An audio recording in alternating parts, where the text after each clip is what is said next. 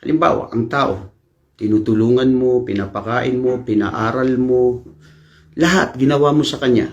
Isa lang ang hiniling niya sa'yo na hindi mo naitupad at hindi mo naibigay, mawawala na yung mga mabuting ginawa mo sa kanya. Makakalimutan na niya yun.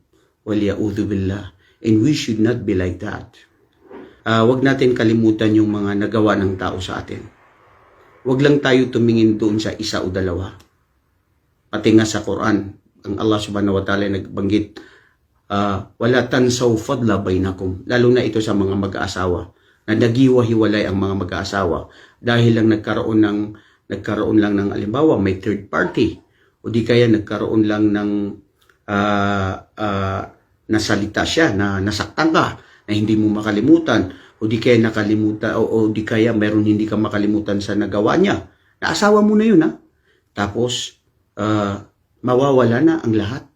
Mawawala na ang sinasabing habag at awa na pinagsamahan nyo. May mga anak, may mga lupa, magkakamag-anak kayo, o anuman. So, ibig sabihin, bilang tao, nandun tayo sa kailangan bigyan natin ang tao ng chance para magbago ito.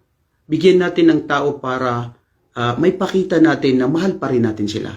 Tao pa rin sila. Ang Allah subhanahu wa ta'ala, kung siya mismo ay